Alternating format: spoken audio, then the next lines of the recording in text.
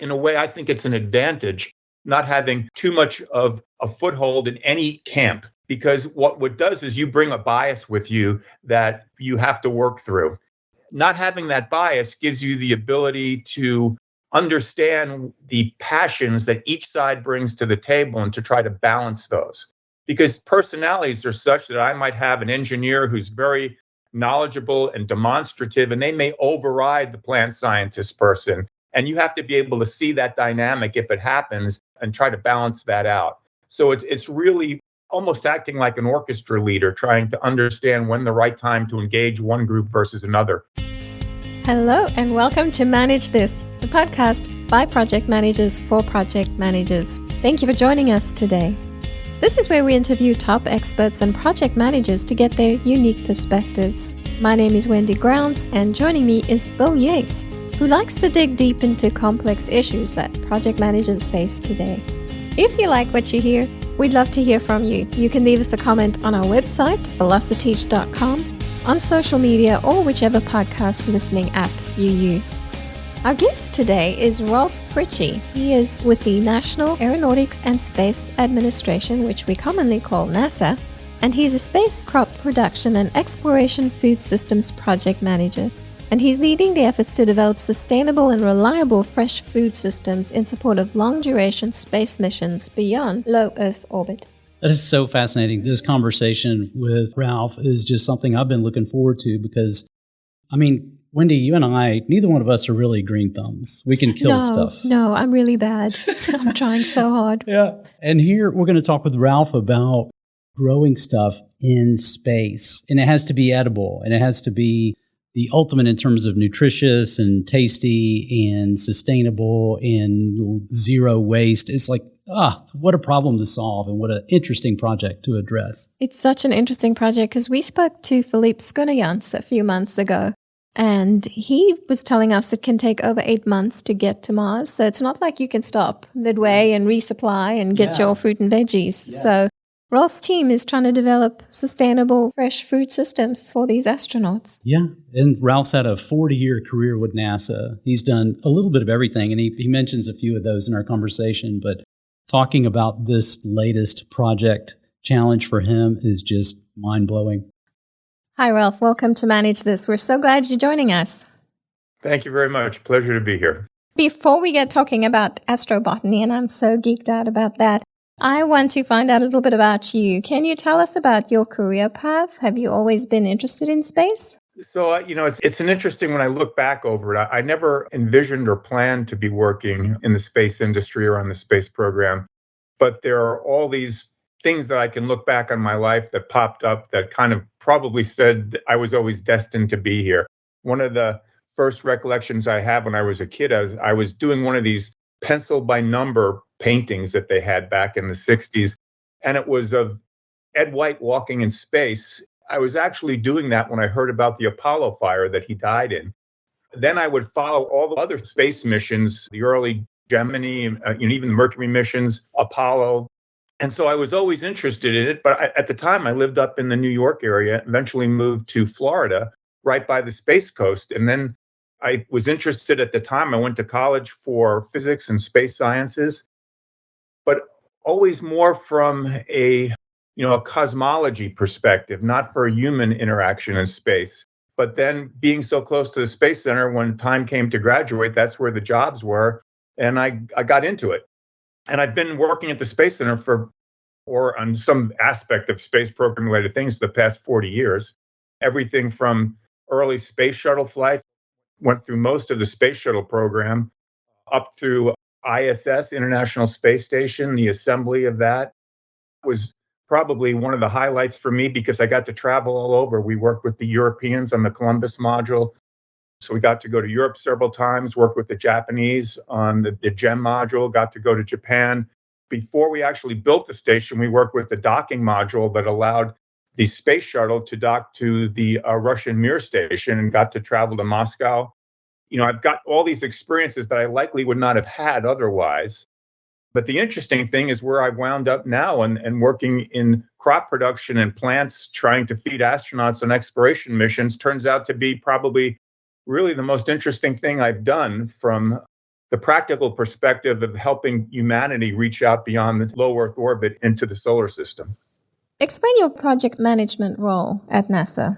Again, interesting. We started off with, once we built Space Station, our group changed and we began doing a series of research payloads. So basically, we transitioned from building Space Station to using it. And so they were smaller research payloads and they were space biology related payloads. Generally, the way things are broken out within the Science Mission Directorate and the Biological Physical Sciences program is that plants are focused out of the Kennedy Space Center, animals are out of the Ames Research Center. So our stuff has always been focused on plants, microbes, things like that. The small research facilities were generally things that were either a standard facility that we developed for multiple applications or unique one-off hardware packages.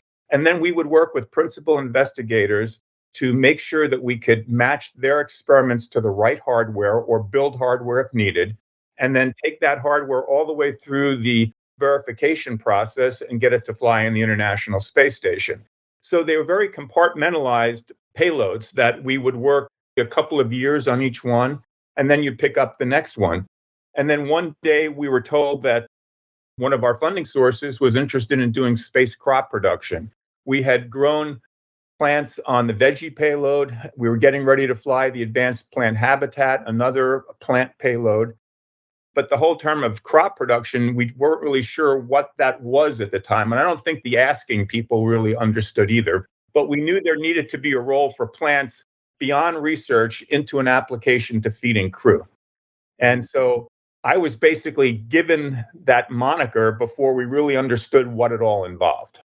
And now it's kind of transitioned into trying to work a roadmap for the food systems for exploration to see where can plants play a viable role for keeping astronauts healthy and safe on these long duration missions. Really, when you look at it, food's the first line of defense for crew health. And we know that when I start getting further away from Earth on the longer duration missions to Mars, for example, the prepackaged food that we have now starts to degrade in certain key nutrients after about 18 months. And so we're looking at 3-year missions. And so the challenge is, how do I supplement the crew diet with the kind of nutrition that they need, also doing other things like adding flavor and textures to the diet. And so plants are really probably, I would say, the most known commodity for doing something in space. There's a lot of different technologies that are still being developed, synthetic biology, things like that, but they require a lot more infrastructure. We kind of know how to basically grow plants now with all our practice in low Earth orbit. And it's now, how do I move this into deep space environment? And how do I figure out what types of missions are going to require this supplemental nutrition? What would those key nutrients be? So what plants do I grow? So it's really kind to lay a long-term roadmap out there to see where do we do the research that's needed, where do we deploy the systems, et cetera. So it's kind of a big range thinking out the next 30 to 50 years. The complexity here just blows me away. And just for a human to reach Mars takes so long. So to your point, then, okay, if we have meals that have an expiration date, okay, what are we going to do once they get there and do some work and then come home? You know, they have to have food to eat. This is so complex. So how long has space crop production been going on?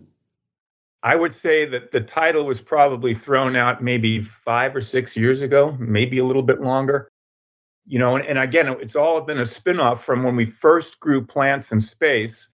The first plants we grew were what we would call model organism plants that we knew the whole genome associated with it. So things like Arabidopsis, very common in the research community. Those are not plants that you would consider as part of a food system.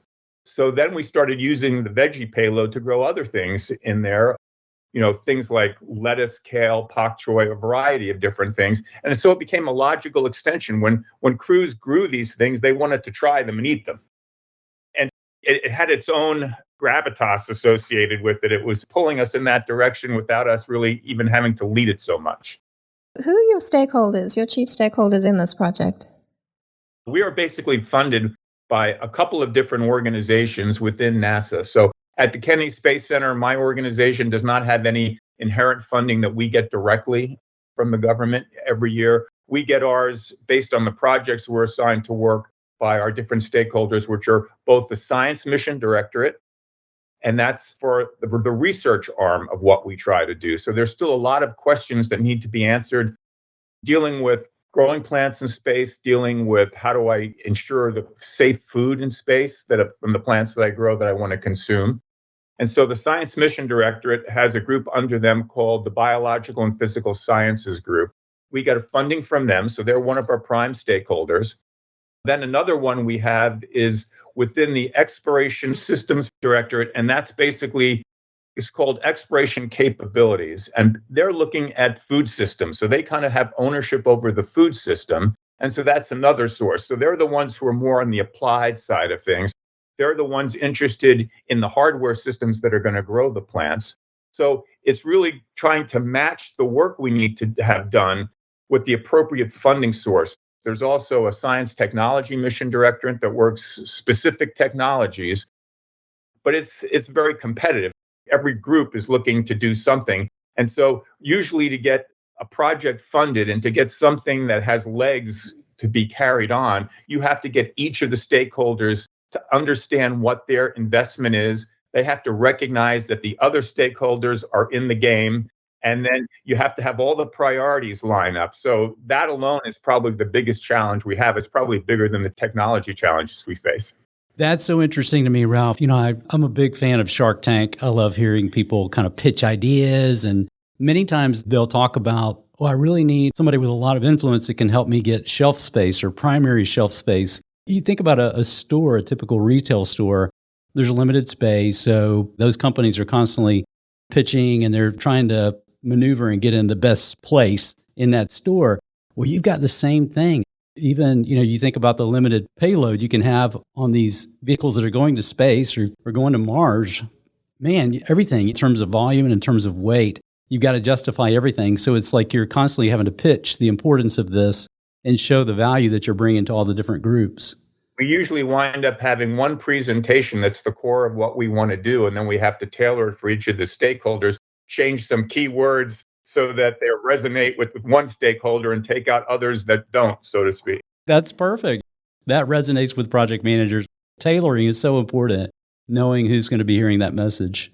When I was researching this topic, I was so interested. I used to teach a little middle school botany class, and I remember teaching my students, you need water and you need light and heat to germinate the seeds.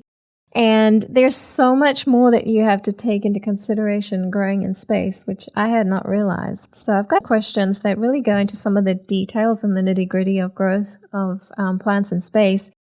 The first one is, what about low gravity? How does it change plants when you're growing in space?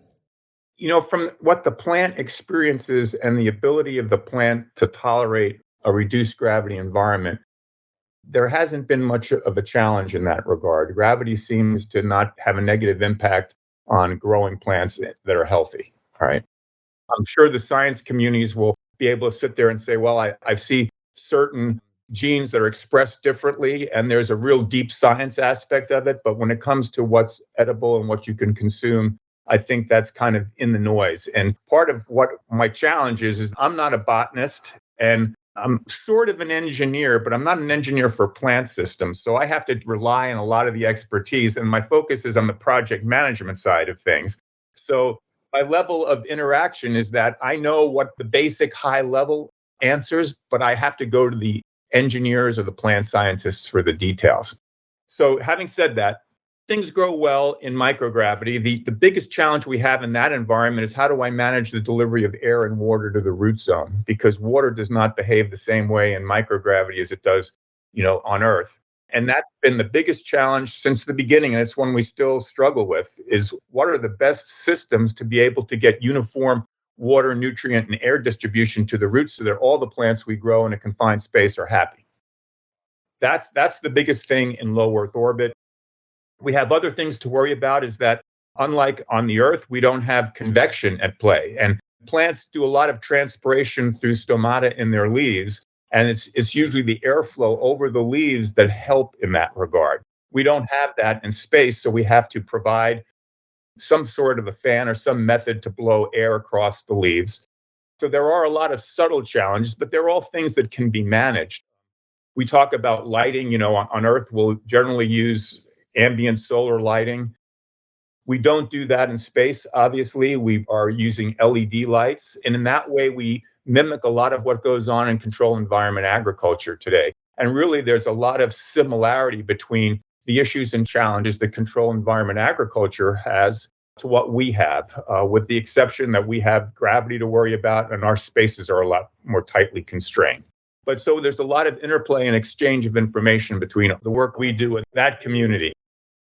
Then another aspect, and that's everything that we studied to date, but what we really have to look forward to is we're getting to the point now to going beyond low Earth orbit. And it's beyond low Earth orbit that we get exposed to this radiation environment that we're protected from in low Earth orbit by the Earth's magnetic fields. So it's still up for debate as to what the impact will be of the radiation environment on the plants we grow, as well as the seeds and how long we can store them for and how long they're viable for. So these are all things we have to understand. I think that the general thinking is that if humans can stand it, the plants will be able to stand it. They're usually more hardy. But I think it's also a function of understanding storage. How long do I store seeds for? How do I maintain them to be viable? Because right now, we basically package everything. Before we send it up to the International Space Station, we plant the seeds in our seed containers or the substrate that's going to grow the seeds. And we send them up and we go from packing to growth in a relatively short period of time. But on a 3-year mission to Mars, that's not necessarily going to be the case. There was one thing I wanted to ask you about as well was soil. What substrate are you growing the plants in? When I think about growing plants, I think about using some type of substrate in the soil. Traditionally, we've been using a material called arsenite, which is like a clay particulate, kind of like what's in the infield of baseball diamonds. And it's basically just a soil that manages the distribution of air and water to the root zone. Doesn't really have any nutrients in it that it's really providing. But that material you use once per grow out, and then it's discarded. So when I fly a payload up to the veggie facility, I will have these plant pillows that are pre-sown on the ground that contain arsenite. They have a wick and they're seeded. And then basically I'll have 6 of these in the veggie payload. I will then water them. The crew, it's a manual watering operation for veggie. The crew will have to tend them, water them every day or two. And then when I'm done with the grow out, these pillows are discarded. And so when you think of the amount of mass that's associated with that, that's not a sustainable option for exploration missions. It works fine for the International Space Station, our ability to have lots of resupply. But part of the paradigm shift is getting the science community to recognize I have to get off of this system. I have to come up with a different approach. And so that's part of the challenge where you have to think down the road and see the forest for the trees and try to get people to actually stop for a minute and take the time to recognize we have to invest in other systems to grow plants that don't necessarily have substrate or has some type of a substrate that's reusable. The preference for me would be no substrate. The preference for me would be a water and nutrient distribution system that not only works in microgravity, but also works in partial gravity on the moon and the different partial gravity on Mars. And so I always call that the Goldilocks system. Is there an approach out there that I can use terrestrially, microgravity, and different partial gravities that has no substrate? That would take a whole lot of the challenges away. And there are people working on things like that, but it's the kind of area where you have to ferret that out, find who's working in that field. Are they qualified to be able to give you a good product, and then get the community to invest in that direction? So that's been a big thing. Oh, let me tell you the other thing. Following up on your substrate question, there's been a lot of interest in using regolith on the material that's local on the moon and Mars to grow plants in. And this is something I struggle with on a regular basis now, because we recently had a couple of investigators who are very competent and extremely competent folks out of the University of Florida. You may have read about, just did a plant research experiment using actual lunar regolith from several of the Apollo missions to grow Arabidopsis, and they showed that it would grow, that it did not perform obviously as well as with terrestrial soils or even simulated lunar regolith, but they could get it to grow. And that sparks a lot of interest in researchers. It sparks a lot of interest just from that standpoint of there's something that resonates with growing plants and material from another world that has a lot of interest. We have collaborations with a local university who are doing research in that regard. But then again, I have to step back and say, what's the timeline for that? And does it really make sense to pursue that in depth now? And I think from a research perspective, inquisition, knowledge for knowledge's sake, totally fine.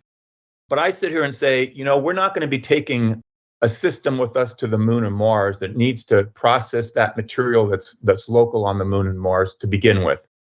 Again, this is where I look back to controlled environment agriculture and I see hydroponic systems. When I look at vertical farms, they're trying to maximize the edible biomass output within a specific volume of space. So they're stacking growth areas on top of each other. And they're not doing that by packing it with substrate or soil that needs to be cleaned and processed. They're doing it hydroponically with a variety of hydroponic technologies associated with it. And to me, that makes sense for the moon and Mars as well as for spaceflight missions. Part of the challenge being I'm trying to maximize what can I grow in a specific volume. And anything I do with soil, go back to farming, is an area solution. It's not a volume solution necessarily. And then there are tons of challenges that the material that's on the moon or Mars, it's not conducive to growing plants optimally yet. So I have to potentially remediate some of the bad things in that material and then supplement it, augment it with some of the nutrients that plants can grow on. And so I'm not going to be able to start out with that material and use it right away. I'm going to have to do some operations to that material. I'm also probably going to have to find the right particle sizes. So I might have to sift, crush. And now, one of the things that, again, if you look back to Apollo, I found a quote by Gene Cernan, I guess the last Apollo mission recently, which said that he had said that the biggest impediment to nominal operations on the surface of the moon was how do you deal with dust? And you can look at pictures of the Apollo missions and the suits are all full of dust. The lunar regolith dust is a hazard to breathe. When we work with regolith simulants here at the Space Center, we have to wear masks and protective equipment to do that with, just from dust inhalation. So every other system working to deploy a habitation and hardware on the moon is trying to figure out how do you keep dust out of the crew space. So why would we be trying to bring the material that generates that dust in? So again, I'm not negative on regolith. I just don't see a near-term application. I think that we do need to eventually look at down the road what systems make sense for what kind of crops. And I think you'll find that there'll probably be things that trade better for hydroponic systems, and that might be the bulk of it, and other things that might drive a reason for a regolith-based system. But again, that's going to be well into the future. What crops are you typically looking at the moment? What's working well? Again, based on the constraints we're under, since we don't have ability to cook or prepare or process anything, things like wheat or rice that require processing and preparation, they're out. We don't have the space for that. So we're really focusing on what we call pick and eat crops. So they're generally salad crops, things that you can go harvest and then consume. You make sure that they're safe first, but then you can go ahead and consume. So there's varieties of lettuce. We've done kale, we've done arugula, we've done amara mustard. Others, we've also done some fruiting crops. Peppers were recently done. We've done some root zone crops. We've done radishes. And then we're getting ready to do tomatoes too, hopefully in the near future. So it's salad type crops. But again, we're not picking them simply because the contents might make a good or interesting salad. We're looking for the nutrients that are in those plants and making sure that they map to the ones that we know the crew needs for long duration exploration missions. So everything's got a reason for why we select it. Right. I think you just take a bit of olive oil and feta cheese. You got a good Greek salad going there. That's right. Yeah. It's like that and a protein bar. You're good to go. Well, that's an interesting aspect, is that from a food system perspective, there is a lot of pushback that says, why don't I just take supplements? Why don't I take protein bars? Why don't I take all these things that you may have seen in historic science fiction movies, and that provides the nutrition that they need. Let them consume that. The issue is that there's a psychological aspect of food. When we think about everything that astronauts have to go through, especially on these longer duration missions, the isolation, the hazardous environment, away from home, things that are familiar, the sterile environment they're in, having plants there provides another component that's not just the food that they generate. And then when I think about the food the astronauts consume, the health and nutrition and medical folks at the Johnson Space Center, which is where that's led from, are very interested in ensuring that crew get their food from functional foods.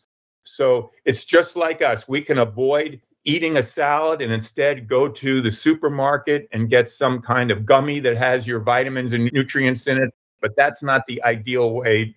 That's a marketing way to go forward, but that's not the way that you really want to go forward when it comes to trying to maintain crew health and performance. And so it's very important also that the things we select are palatable, that the crew will enjoy them. Constantly, we're hit up with ideas for non-traditional food sources.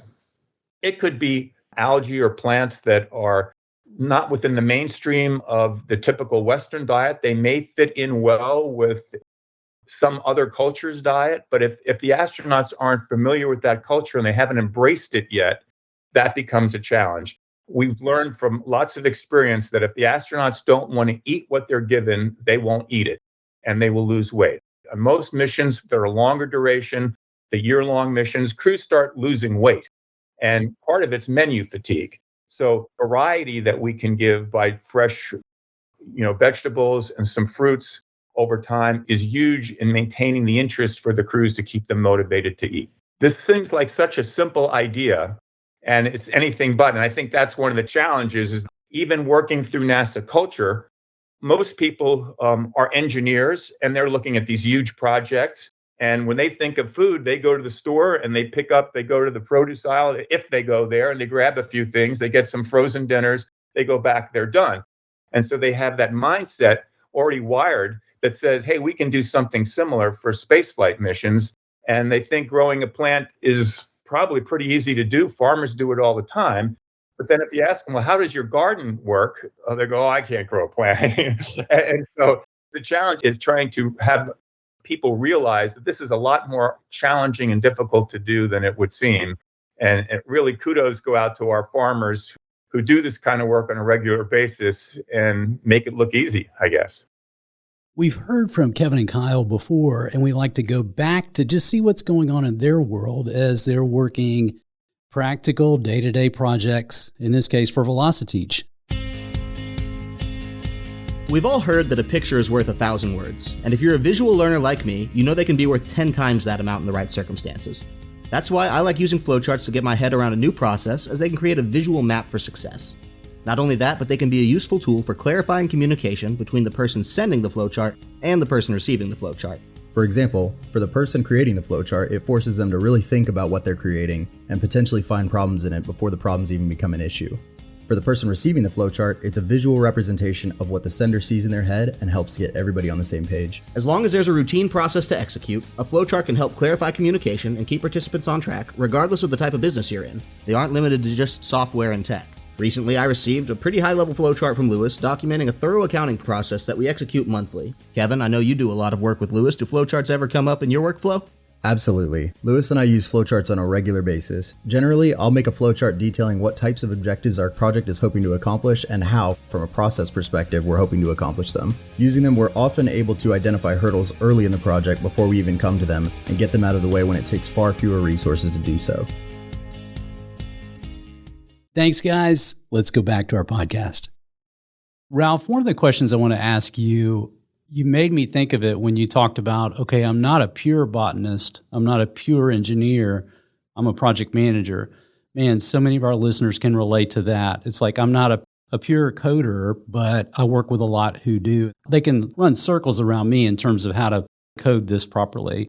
Or I'm not an expert on concrete pouring, but I've got an 84-story tower that I'm helping build as a project manager, so I need to know something about it. So share some advice for those project managers who are trying to figure out, okay, how deep do I need to go into this level, this technical area, so that I can know when I'm getting accurate estimates from in your case, from botanists, from engineers. And then how do I build that trust with them so that there's trust both ways? That I can ask them for input and then trust that I'm going to get the straight answer from them. So there's a couple of responses I have to that question. First, I'm very fortunate in that the group I work with at the Kennedy Space Center is a small group with highly qualified science expertise, access to great engineers, and we work together for a number of years now. We work as a close team. So the trust has developed over time. So in that regard, I have implicit trust in the people that I work with. It's not an issue. I have some world expertise, class expertise in the science community and plant science that I can rely on. With multiple publications, going back experience 30 plus years. Now, the other side of that is that in a way, I think it's an advantage not having too much of a foothold in any camp, because what it does is you bring a bias with you that you have to work through. Not having that bias gives you the ability to understand the passions that each side brings to the table and to try to balance those. Because personalities are such that I might have an engineer who's very knowledgeable and demonstrative, and they may override the plant scientist person. And you have to be able to see that dynamic if it happens and try to balance that out. So it's really almost acting like an orchestra leader, trying to understand when the right time to engage one group versus another.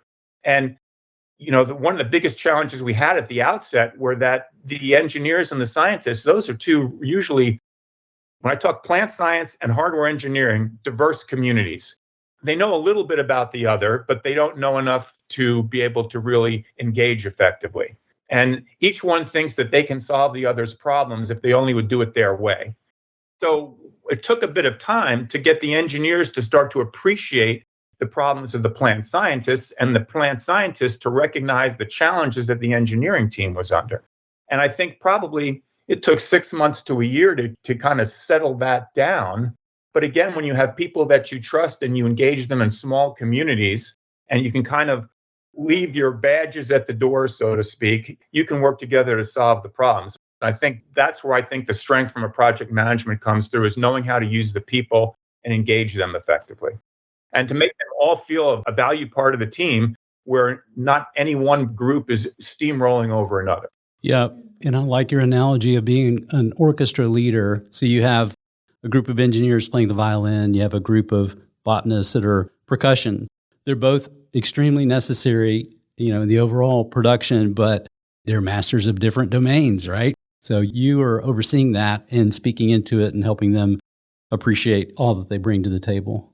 Right. And I think another part of that is that whether it's the engineering side or the plant scientist side, they're very focused on their area of expertise and the challenges they're trying to resolve. And sometimes by looking so down and in, it requires somebody who's an up and out person to really be able to see the forest for the trees. And I think that's the project manager's role as well. And so sometimes you have to shut down a certain line of inquisition and thinking, but you have to do it in a way that you don't feel that the people that you're doing that to don't feel that they're being neglected or abused in that decision. So, yeah. That's great. Thank you. Can you walk us through the process? So you're testing this on Earth. Is the next step to take it to the International Space Station and you experiment there? And what's the progress? So, all right, so let me give you a little bit even more insight than that. When it comes to testing it on Earth, we've got a relatively small facility. We've got a limited number of folks. So it's hard for us to test everything we might want to test and ensure that even from a terrestrial perspective, it's going to do well and thrive. So one of the things we've done, because NASA is all about outreach and engaging the public and engaging the youth of America, is that we have partnered with Fairchild Tropical Botanical Gardens through a NASA grant that's in South Florida Botanical Gardens. And they've reached out and now they're engaged with, I think it's almost 300 schools across the US now. And we actually give them ideas as to what kind of plants to grow in a classroom. Through Fairchild, they've provided them with a ground simulation hardware, very simple, inexpensive, that they distribute to the classrooms that's similar to veggie payload. And then they let them test all these different kind of plants in there. And the theory being that if something thrives well in a classroom environment, being run by children and then 5 days a week and then they're gone. If it does well there, then it can make it up the next step in the ladder. So we really use a lot of citizen science in how we come to select some of the candidates that we're going to process for ground testing. But you're correct that once we get those candidates in there, we will check them out in what we would call a relevant spaceflight environment. International Space Station has higher CO2 levels than you would have here on Earth, significantly higher. So some plants do better with CO2 in some point in their life cycle. Some do not do as well. So we try to grow them in a relevant environment, and ones that do well are then sent out for analysis, nutritional, microbiological, chemical analysis. And ones that do well there, then they're candidates for going to the International Space Station. And so that's kind of like the progression. We parrot off what hardware developers do. In NASA, there's a technology readiness level that has different levels of technology validation up until you get into spaceflight. And we've kind of parroted that with a crop readiness level, doing something similar to demonstrate when do we have crops that are ready. But the key point is that everything that we've done so far that's done well in low Earth orbit on the International Space Station now has to be brought forward beyond low Earth orbit to see about the radiation environment and the things that we're going to experience, once I start getting away from the Earth's magnetic fields. That's so interesting. We love to simulate things with projects, and the challenge of doing that with space is just a whole nother level. Something we struggle with is, where do I invest in high fidelity simulations that are very expensive versus taking something to spaceflight? My opportunities are limited. It's also expensive, but it's not infrastructure costs. It's not facility costs. How do I balance those? What level of ground test and ground facility is beneficial and warranted versus flight investments? Because we don't have enough funding to do both. One of the things that's interesting is that most of the other larger spacefaring countries out there have large ground test facilities for plants that kind of at least simulate what it would be like in a lunar environment. We don't. The United States does not. So questions we're thinking about now is, do we partner? It just makes sense to try to partner with some of our international partners to push this through. And that's something that would have to get worked by us at the grassroots level, that we would have to go back to our funding sources, and then getting projects or proposals with international cooperation approved is a long slugfest. And you really have to choose your battles well and hope for the best if you're going to invest that time and effort. Ralph, to me, the decision tree of, okay, what are my leading candidates? Which ones do I want to invest in? That would just be so complex. And to your point, it's not like, okay, let's put it in the FedEx box and the truck will come by once a day and take it to our testing center. No, there's payloads. Well, it's interesting. What I've kind of learned is that, I have enough issues and challenges out there that I can afford to not have to be selective in any one versus the other. What I look for is, when the stars align and opportunity kind of surfaces, you go for it. You take advantage of that. And the best learning experience I had in that regard happened a couple of years ago. We have always been trying to foster collaboration with the German Space Agency and the Canadian Space Agency. And the Germans have a facility down in the Antarctic called Eden ISS. And it is basically a freight container size plant growth chamber that's populated with a lot of different hardware for growing plants. It's roughly 300 to 400 meters away from the main station, and it's dedicated and devoted to plants. We've had researchers deploy some hardware in there as a tentative way of collaborating, initially very, very basic, minor collaboration. And then 2 years ago, they were saying, hey, we're at the point now, we would really like someone from NASA to come down here and run this thing over winter. And knee-jerk reaction, getting somebody down there to run it. The other constraint was that they had to be able to speak German. Basically, the knee-jerk reaction is, forget it, it's too hard. Well, there was a lady in the office who actually had been one of our interns, and then she had a job at the contractor. She heard that conversation, and just in the hall, she goes, I speak German, and I would love to go down there and do it. And she was a plant scientist. So we had like 2 or 3 weeks to try to pull this all together. And we did. We raced it through because all the stars started to align. And so she was down there in the Antarctic for 20 months during COVID time. And the amount of information that she brought back, being a plant scientist, being someone who has a mindset for exploration and food systems and growing crops in that environment, was amazing. We got so much of benefit out of it. We haven't even begun to process it all. We brought back a lot of plant samples and showed how running these systems continuously over time, where the challenges were, where the technology needed to be developed. And it was something that, had you just turned the other way and gone to lunch that day, you would have missed. So it's being astute enough to recognize when opportunity is there, take advantage of it.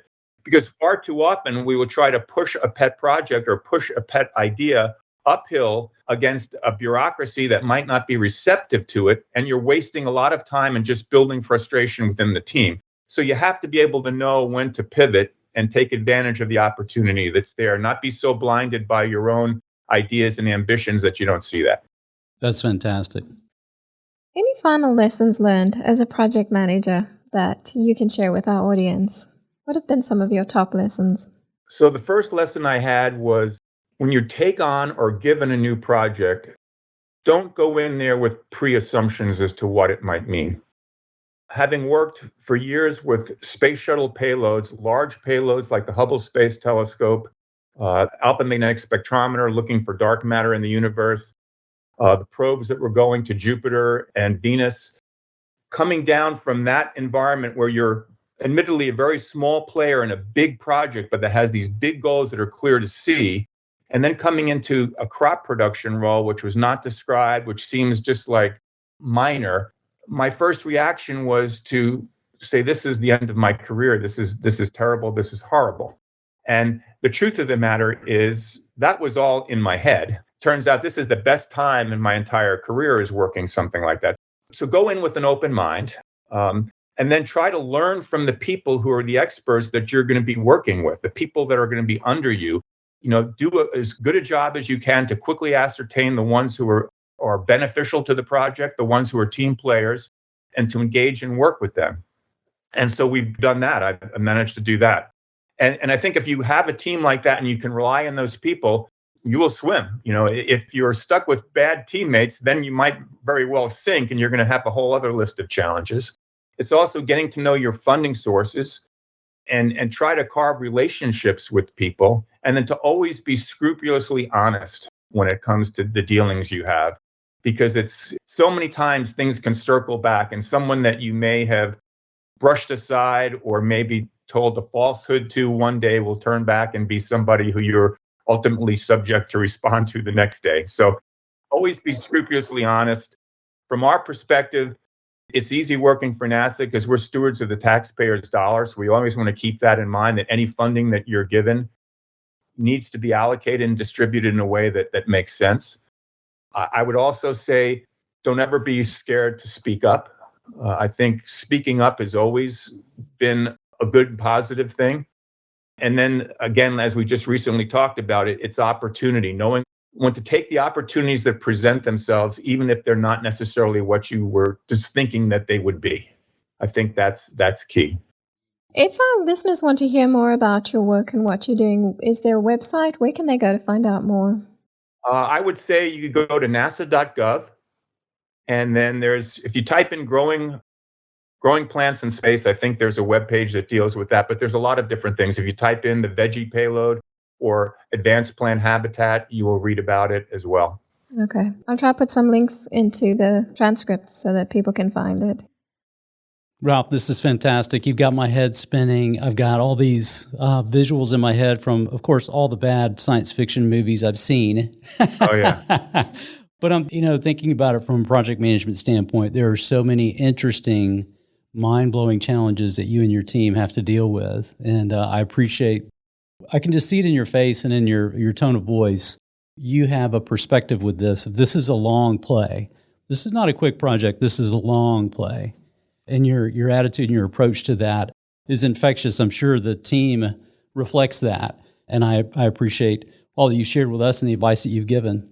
It's my pleasure. That's it for us here on Manage This. You can visit us at velociteach.com, where you can subscribe to this podcast and see a complete transcript of the show. You have also just earned your free PDUs by listening to this podcast. To claim them, go to velociteach.com, choose Manage This Podcast from the top of the page. Click the button that says Claim PDUs and click through the steps. Until next time, keep calm and manage this.